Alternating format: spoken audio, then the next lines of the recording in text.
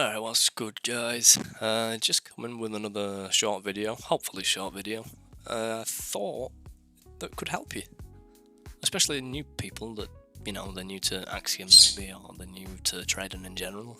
It can all be a bit overwhelming, especially if you use vibrant ass colours like I do.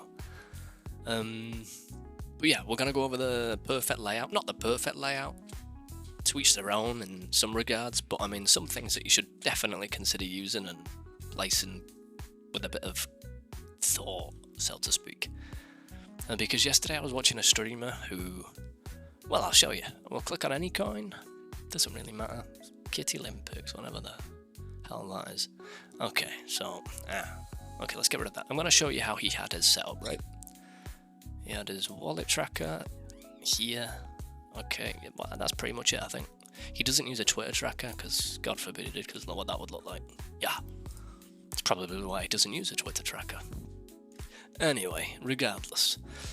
First and foremost, like I say, the colours are personal preference. I use these bright neon, highly saturated colours just because that's what I like.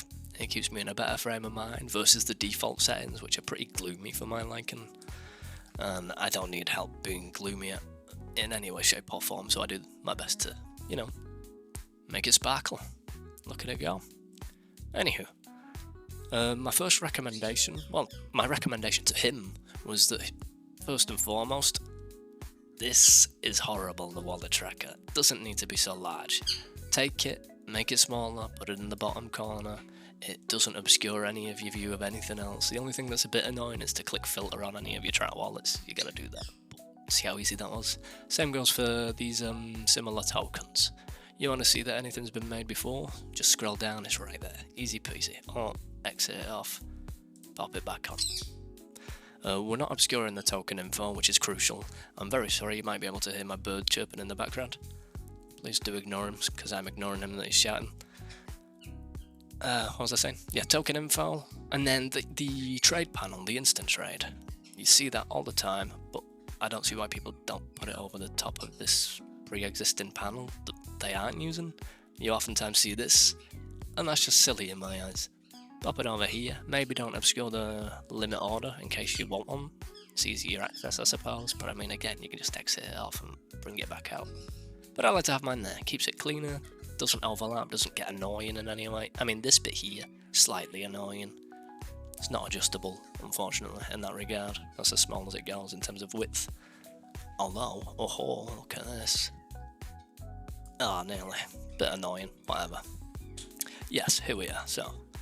He had his holders open, which is great. Definitely need that, but he didn't have this, the trades panel. It's down here, you have to manually click on it to look at all this, what looks like crap. The best thing to do for me, well not for me, for everyone, the best thing to do, for sure, is to click this trades panel option, and then it's there permanently. You can have your holders open at the bottom, you can see everything you need to see there. Why am I on only tracked? There we go. Now you can see everything you need to see, you can see everyone that's buying, and this can be a dead giveaway, because this coin, for example, maybe it's not so... there you go. See this C88? Or C8B, whatever that is? There's 2 of them, 3 of them, 4. That's a volume bot.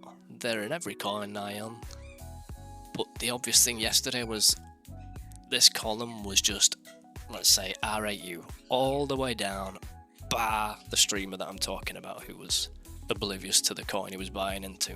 If he'd have had this open, he wouldn't have bought the coin, no doubt. He wouldn't have lost money. Maybe he made money, to be fair. I don't know, but it was a negligible amount, regardless. Because I told him what he'd done, he got out of the coin with the tail between his legs and moved on. He did, however, say that he didn't care, didn't need it. Very obnoxious. But whatever. He's a good trader, all in all. I enjoy watching him trade. I just thought, use your brain a bit. Anywho, moving on.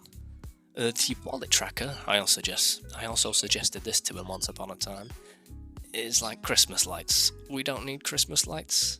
All we need to know is where the volume is going, not where it's coming from. Oh, wrong way. So if you click this little icon here, you can filter your buys or your sells. We only want to see buys because, like I say, we want to see where the volume's going to, which is Gore AI apparently. If we click on that, we can see everyone in the world's been buying it. There's a piece of nothing. But yeah, We don't need to know who's selling, why they're selling, what they're selling. No one cares. We just need to know who's buying and then figure out why and whether or not we want to buy. So easy things like this, guys. I know a lot of beginner trade. It took me a while to figure this stuff out. You don't see it anywhere. No one talks about it. But these changes make a big difference. They make everything so much cleaner, so much more easy to understand, so much more easy. Yeah, that's right. And then last but not least is this little setting down here, the A, auto fit data to screen. You've got logarithmic also. I do not recommend that. In fact, I'll tell you about that in a minute. Bit silly, but I'm not ashamed to admit it. Automatic basically means, well, let's have it off first and foremost, and we want a moving coin that's not completely dead. Not that it matters actually, but here we are. 1 second. Bosh. Okay, so that's how it looks, right? See how I can zoom in and out where I want and I don't lose the candles all over the place? If this setting's turned off, like most people do use, I don't know if they do it on purpose or by accident, because when it's on, if you scroll in the margin, it turns it off, and then you can move it however, whereas if it's on, you cannot scroll up and down. You can move side to side and it auto adjusts everything for you, which I find is much more useful. I mean, it might be inaccurate to look at maybe, I don't know. I'm used to it, it's what I like. I can tell a big candle from a small candle regardless of where we are in terms of market cap. But the one thing I have seen with this streamer again, for example, is he trades low caps. That's a good example right here. So we'll turn off auto fit. He trades low caps, and let's say he buys in down here, whatever, it goes around. And then this big, not one candle, but you know, this bigger pump happens. And if it was super fast, or if it was in one candle, or it was a MEV or whatever, I saw him scrambling to find the top of this. And by the time he'd found the top, it had already come all the way back down to where it was. So, you know, what a waste of time. He could have sold. Had he just, boop, you could have seen it went up here, sold the top, and then it comes back down, corrects itself to the 78k mark. He would have caught the top.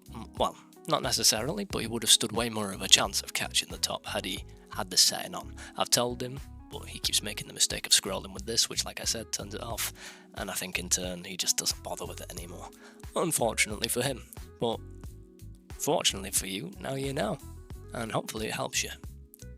And I think that's pretty much everything I've got to say on the topic at the moment. If I come up with any more ideas, or if you guys have any tips that you might want to share, let me know in the comments.